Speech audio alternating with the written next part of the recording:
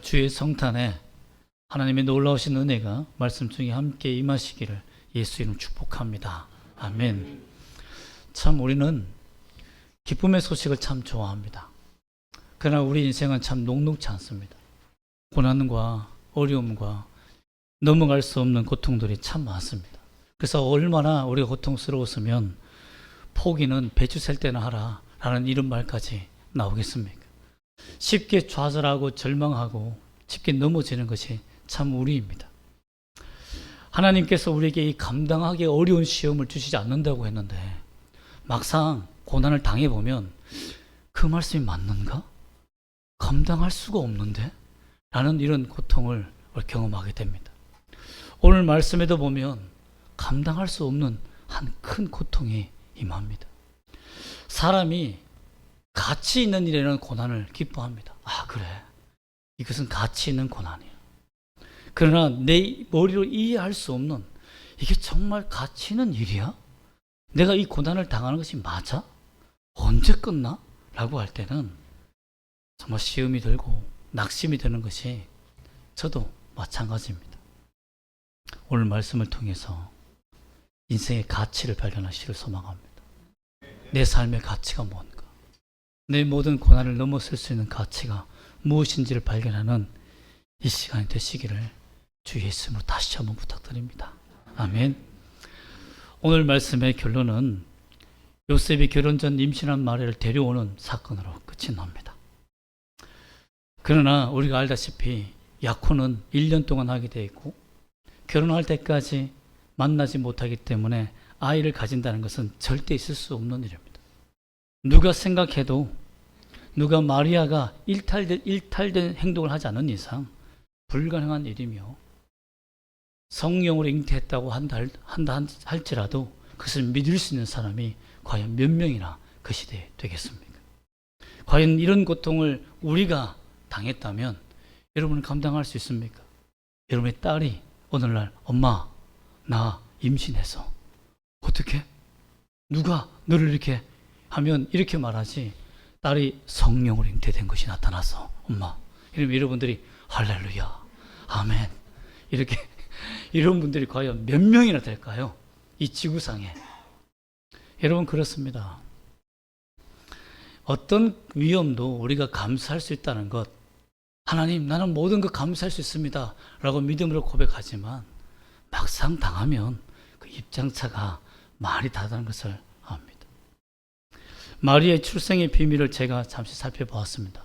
마리아는 어떻게 태어났을까? 마리아는 누구길래 하나님께서 이런 큰 고난을 주셨을까? 그의 아버지 요아킴과 어머니 안나는 현재 성경에는 우리 개혁 성경에는 나타나지 않지만 가톨릭에서 보는 야고보 복음서나 또는 고대 문서나 초대교회 문헌을 보면 그의 아버지 요아킴과 어머니 안나는 제사장이나 랍비였다라고 합니다. 그래서 그의 율법과 그들은 율법 속에서 철저히 살았고 또한 하나님을 섬기는 일에 최선을 다해서 살았지만 헤롯 대왕이 그 왕권을 가짐으로 말미암아서 모든 대제사장들 즉 하나님 앞에서 정치하게 사는 제사장과 대제사장들을 다 축출해버리고 돈과 명예와 자기 말 잘 듣는 사람들로 세워서 그래서 대제사장들 각 지역마다 제사장을 세워 돈을 받고 살았던 그런 시대였습니다. 그래서 어디로 쫓겨납니까? 나사렛이라는 범죄가 많은 도시로 쫓겨나서 살고 있었습니다. 그곳에서 마리아가 태어났는데요. 사실상 마리아는 요아킴과 안나로 안나의 부모가 낳을 수 없는 자녀였습니다. 안나가 문제가 있었어요. 아기가 그동안 몇십 년 동안 없었습니다. 그렇기 때문에 제사장으로서 하나님께 벌을 받았거나 저주를 받았다라고 생각했습니다. 이런 고통과 아픔 때문에 요아킴은 40일을 광야로 나갑니다. 그래서 그 고통 속에서 하나님 내게 자녀를 달라. 내게 하나님 아들을 달라. 이 기업을 이을 수 있는 자식을 달라고 그렇게 40일 동안 광야에서 고통했습니다. 그때에 하나님께서 가브리엘을 보내서 딸을 주겠다고 합니다. 참 아쉽죠? 그 당시 아들을 주겠다 했으면 할렐루야 했을 텐데 딸을 주겠다라고 하십니다. 그러나 요아킴은 그 딸을 하나님께 성전에 바치면서 성전에서 자라날 수 있도록 합니다. 이렇게 어떻게 보면 저주받은 집안으로 태어나 하나님 앞에 간절히 기도함으로 말미암아 딸을 얻었다라고 소문날 만큼 패망한 그런 집안이었다라는 것입니다. 그러한 가운데서 요셉이라는 패망한 왕가의 다윗의 자손의 후손을 만나서 약혼을 하게 된 겁니다. 다 나사렛에서 살고 있습니다. 여러분, 예루살렘 근처에서 사는 것이 복된 거 아닙니까? 여러분도 꿈이 그거 아닙니까? 자녀들의 꿈이 강남에서 사는 것, 아니면 강남 언저리에서 사는 것. 근데 수원까지 내려온 거 보면 여러분 인생도 만만치 않았다는 것을 참 만만치 않았습니다. 고생이 참 많았습니다. 한번 인사 한번 할까요? 참 고생이 많았습니다. 예, 여기까지 온 것이 참 기적입니다. 이렇게 해서 마리아는 탄생하게 되고 하나님을 섬기게 되었습니다. 근데 마리아가 그 마리아의 성격이 어떨까 제가 고민이 되어서 여러 가지 자료를 찾아봤는데요. 누가복음 1장 48절과 53절을 보니까 그 힌트가 있더라고요. 그 마리아가 자기의 비천함을 돌보셨다라고 하면서 고백하면서 하는 말이 뭐냐면, 그의 팔로의 힘을 보이사 마음의 생각이 교만한 자를 흩었고 권세 있는 자를 그 위에서 내리쳤으며 비천한 자를 높이셨다. 줄이는 자는 좋은 걸로 배불리셨다라는 이 대목을 보면 여자가 보통 여자가 아니라는 겁니다. 세상 정치에 관심이 많고 또한 불의한 일에 참지 못하는 그런 여성이었다는 것을 알 수 있습니다. 또 성전에서 자랐기 때문에 성전 주위에 있는 수많은 사람들을 먹이며 입히며 살았다는 것을 알 수 있습니다. 원래 성전에 바친 여자들은 잘 결혼을 못합니다. 근데 요셉과 결혼한 것을 보니까 굉장히 기구한 또 인생이 또 있었던 것 같아요. 뭐 어떤 학자는 하나님께서 만나게 하시는 특별한 기적적인 초자연적인 역사가 있었다라고 또 기록하기도 합니다. 이러한 하나님의 은혜로 드려진 바쳐진 집안의 사람들이기 때문에 정혼 전에 약혼 때에 아기를 가졌다. 한 여자 그 마리아가 잉태했다. 특히 성전에 바쳐진 여자가 잉태했다. 이 말은 정말 그 집안 전체가 멸망당할 수 있는, 그 지역이 쫓겨나갈 수 있는 그런 상황이었다는 것입니다. 여러분이 이스라엘 지역을 잘 알겠지만 이스라엘 지역은 1000명 가까이가 친척들이 같이 떼거지로 모여 삽니다. 그래서 내 이웃을 사랑하라 했을 때 내 이웃이 내 친척일 확률이 90%가 넘습니다. 그런 지역이기 때문에 자기의 명예를 더럽히는, 자기의 가족과 친척 중에서 누가 명예를 더럽힌다면 용납할 수가 없는 거예요. 그 돌에 맞아 죽을 수밖에 없는 그런 치명적인 상황에 놓였다라는 것입니다. 그렇기 때문에 요셉은 마리아를 패망한 왕가에서 마리아를 받아들임으로 말미암아 자기 왕가에 어느 정도는 성전에서 수고하고 일한 그 여성, 그리고 제사상 집안의 여성과 딸의 여성과 결혼함으로 말미암아 명예를 조금이라도 높이기를 원했던 요셉 일가에서는 절대로 받아들일 수 없는 수치스러운 일이었다는 거죠. 아무리 마리아가 성령으로 잉태됐다고 말한들 요셉이 이해가 됩니까? 그 아버지가 이해가 됩니까? 누가 이해가 되겠습니까? 여러분은 이해가 됩니까? 전혀 이해가 안 될 상황입니다. 만약에 요셉이 마리아를 선택한다면 그는 가문의 수치를 견뎌내야 되고 또 견디지 못하는 집안을 탈출해야 됩니다. 가출해야 돼요. 떠나야 됩니다. 또한 목숨을 그는 담보해서 생명 걸고 그 여인을 지키기 위해 자기 생명까지도 포기해야 됩니다. 자기랑 아는 사람을 만나면 어찌 될지 모르니까, 또 왕가의 집안이니까 주목받은 사람이니 어디서 마음대로 살 수도 없어요. 여러분, 이러한 삶 속에서 어떻게 그가 마리아를 선택했느냐는 겁니다. 데려올 수 있었냐라는 것입니다.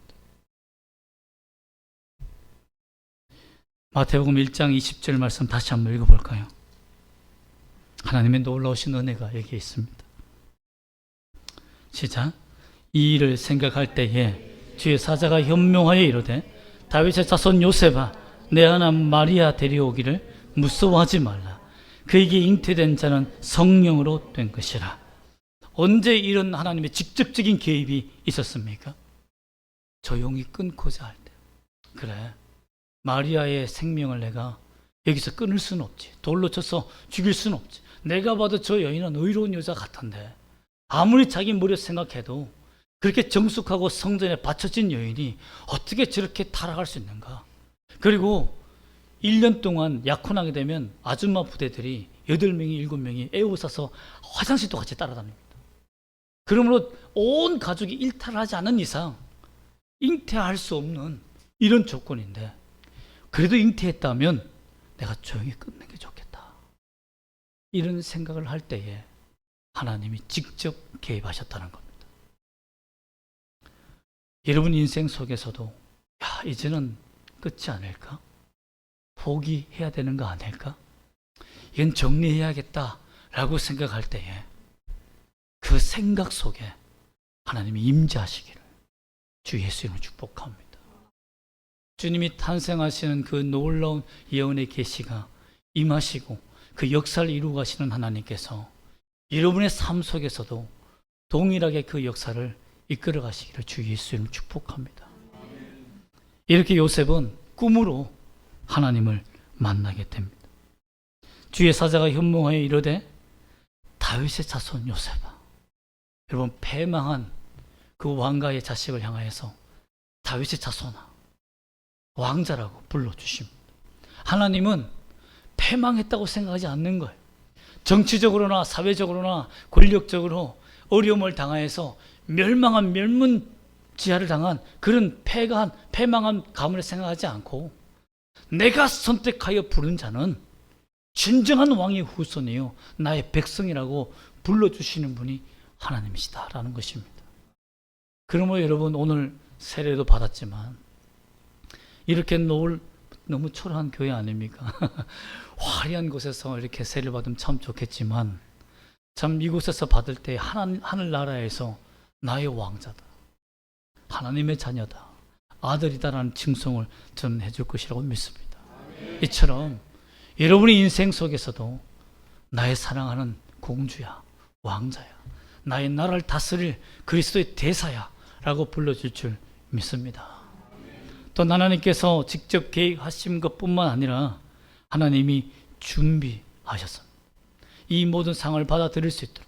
제가 처음에 말했지만 부모는 40일 광야를 자식이 없는 것 때문에 저주받은 인생이라고 생각했지만 하나님이 천사를 보내어서 내게 딸을 주겠다라고 하나님이 주신 것처럼, 그래서 성령으로 잉태한 것처럼 너의 딸도 성령으로 잉태된 것이다 라고 하나님이 알려주신 겁니다.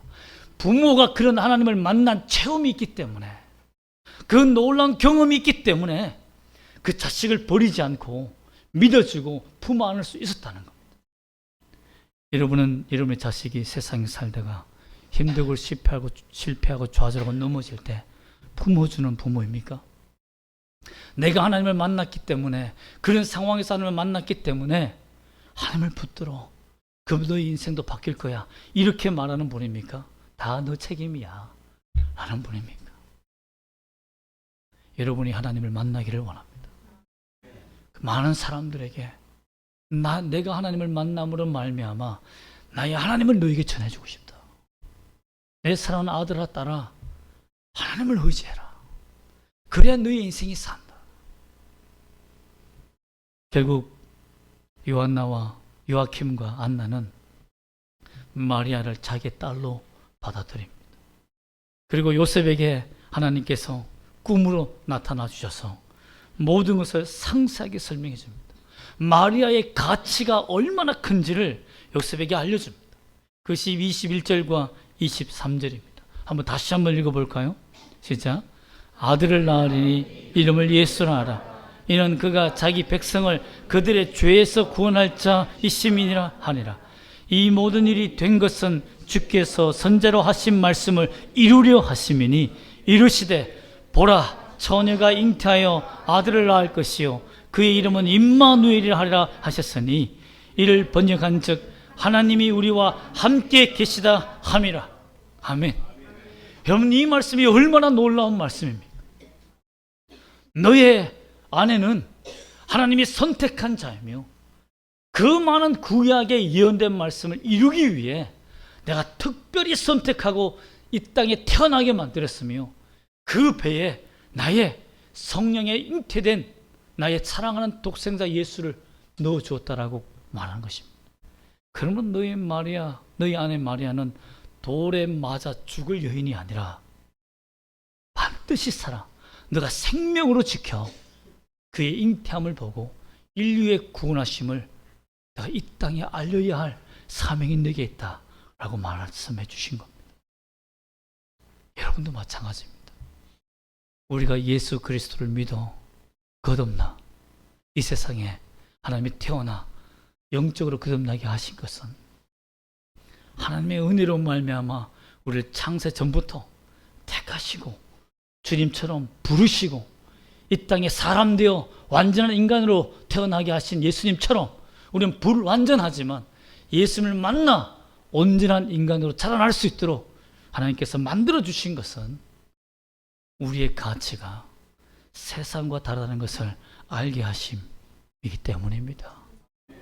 여러분, 잠깐 너무 깊이 옆에 보지 마시고 잠깐만 옆에 보십시오. 위대해 보이죠? 너무 오래 보이면 추한 것이 다 보이고 오늘 화장이 떡이 된 화장이 다 보이기 때문에 잠깐만 이렇게 보시면 굉장히 아름답고 고귀하게 보일 겁니다. 그렇습니다. 요셉은 그래서 마리아 데려오기를 기뻐했습니다. 나의 인생의 가치를 발견했습니다.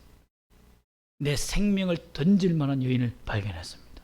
저도 내 인생에 내 생명을 던질 만한 여인을 발견했습니다. 여러분도 그렇지 않습니까? 안 그러십니까? 그렇지 않는가 봅니다. 그렇게 되기를 소망합니다. 그렇겠죠. 여러분, 그렇습니다. 이 모든 것이 하나님께서 설명해 주셨고 깨닫게 해주셨고 참 인생의 가치를 발견하게 해주셨습니다. 여러분도 예수님만이 나의 참된 인생의 가치임을 발견하시길 주 예수님을 축복합니다. 여러분, 하나님은 택하시고 부르시고 약속 주시고 성취하시고 반드시 그것을 자기의 영광을 드러내기 위해 빼앗기지 않기 위해 이루시는 하나님이시라는 것을 믿기를 소망합니다. 요셉은 자신이 잘나서 이런 은혜의 여인을 만난 것이 아닙니다. 인생의 고난과 고통과 견딜 수 없는, 감당할 수 없는 이 고통과 고난을 하나님께 주신 일이 없다고 한 것은 그런 고통과 고난이 오지 않는다는 말이 아니라 그런 고난이 와도 하나님께서 함께 하셔서 넘어가게 하신다는 의미입니다. 여러분, 인생에는요 우리가 감당할 수 있는 그런 고난 없습니다. 누구나 고난을 감당할 수 없기 때문에 몸이 망가지고 마음이 병드는 것 아니겠습니까? 그럼에도 불구하고 요셉이 받은 가장 큰 축복은 뭡니까? 내 생명도 버릴 수 있는, 하나님 앞에 버릴 수 있는 믿음을 가졌다는 겁니다. 여러분, 이만큼 큰 은혜가, 큰 축복이 어디 있습니까? 내가 하나님을 만났는데 내 생명의 가치가 하나님께 드릴 수 있는 가치라는 것을 발견하고 하나님께 드릴 수 있다. 어떤 친구는 제 친구를 교회에 데려왔더니 헌금만 안 하면 내가 교회를 6개월은 다닐 수 있겠다라고 이렇게 얘기하더라고요. 그래서 그렇게 해라 라고 했습니다. 그러나 예수님을 만난 이후에는 헌금을 조금씩 하기 시작하더라고요. 하나님이 그 정도의 가치입니까? 여러분에게는 생명을 드려도 아깝지 않은 가치로, 가치 있는 존재로 발견하시기를 예수님을 소망합니다. 마리아는 피할 피난처를 만났습니다.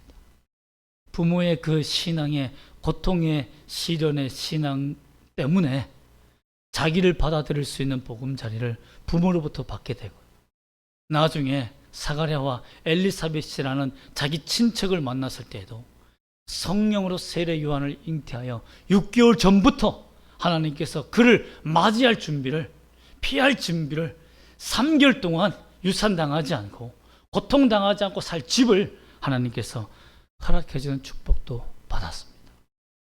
하나님은 여러분의 인생을 이렇게 세밀하게 인도하고 계신다는 것을 믿기를 바랍니다. 따라합시다. 예수님은 우리의 삶을 돌보십니다. 임마누엘의 하나님이십니다.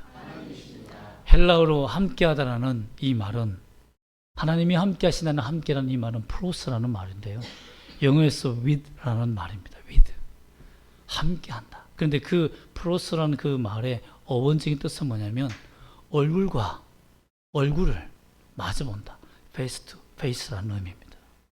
즉 하나님께서, 예수님께서 우리에게 임마누엘 되신다, 이 말은 우리를 불러서 누구 앞에 세운다는 겁니까? 하나님의 얼굴 앞에 세우는 일이라는 겁니다. 우리가 구원받는 이 이유는, 이 영광은 그냥 죄에서 구원받아서 하나님의 자녀로 사는 것이 아니라 하나님의 얼굴 앞에서는 자격을 얻는 것입니다. 그러므로 우리 인생이 담대하기를 소망합니다. 세상이 뭐라고 해도 집에서는 자식이 모욕하고 남편과 아내가 모욕하고, 아내는 요즘 모욕당하지 않나요? 요즘 세대가 그런가요? 남편분들은 많이 위로가 되실 줄 믿습니다. 예수님은 그냥 옆에 있기 위해 오신 분이 아니라 우리를 하나님 앞에 대면시켜서 우리의 죄를 사하시며 우리로 하여금 하나님의 영광을 누리게 하실 분으로 오셨다는 것을 믿기를 소망합니다.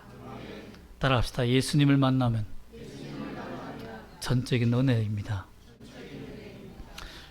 그렇습니다. 만일 우리가 요셉처럼 마리아처럼 하나님의 은혜를 받는다면 그러면 어떻게 해야 할까요? 오늘 24절 말씀 한번 볼까요? 24절 시작. 요셉이 잠에서 깨어 일어나 주의 사자의 분부대로 행하여 그의 아내를 데려왔으나, 그렇습니다. 깨어나야 합니다. 하나님의 말씀으로 우리가 깨어나야 합니다. 근심과 걱정이 아니라 주께서 주시는 현몽함, 하나님이 주시는 은혜의 말씀으로 우리의 영혼을 깨우기를 소망합니다. 그리고 그 말씀으로 일어나기를 소망합니다. 어떤 절망도 우리를 넘어뜨릴 수 없고 어떤 고난도 우리를 무너뜨릴 수 없다는 것을 여러분 세상에 보여주기를 원합니다. 그리고 행하십시오. 그리고 행하십시오. 요셉이 두려움을 이기고 자기 생명을 각오하고 자기 아내를 데려와서 주의 말씀을 이룬 것처럼 여러분도 주의 말씀을 받았다면 그 말씀 그대로 이루며 사는 여러분 되시기를 소망합니다. 여러분, 그러나 사탄은 깨닫고 일어서는 데까지는 내버려 둡니다. 오늘 말씀을 듣고 내가 깨달았다, 그래 하나님 말씀에 은혜 받았다, 거기까지는 누구나 갈 수 있습니다. 그러나 행하려고 하면 현타가 옵니다. 강력한 현실의 타격이 와서 행할 수 없게 만듭니다. 그래 예수님도 걱정이 되셨던지 누가복음 8장 14절에 보면 가시떨기에 떨어졌다는 것은 말씀을 들은 자이나 지내는 중 이생의 염려와 재물의 향락에 기운이 막혀 온전히 결실하지 못하는 자예요. 사탄은 우리가 말씀에 은혜 받고 행하도록 내버려 두지 않습니다. 그렇게 호락호락한 존재가 아닙니다. 예수님의 탄생도 막으려고 했고 헤롯으로 말미암아 2살 미만의 아이들을 다 죽이라고 명령할 만큼 쉽게 호락호락한 존재가 아닙니다. 그렇기 때문에 하나님이 부르시고 나를 선택하시고 부르시고 믿음으로 하나님의 자녀를 만드셨다고 한다면 고난 중에 말씀을 듣고 넘어지지 않도록 우리가 결단하며 담대히 행하시기를 주 예수님을 축복합니다. 주님이 십자가 앞에서 행하신 것처럼 우리도 행하며 주님의 길을 따라가시는 이름이 되시기를 주 예수 이름으로 축복합니다. 아멘. 기도하겠습니다.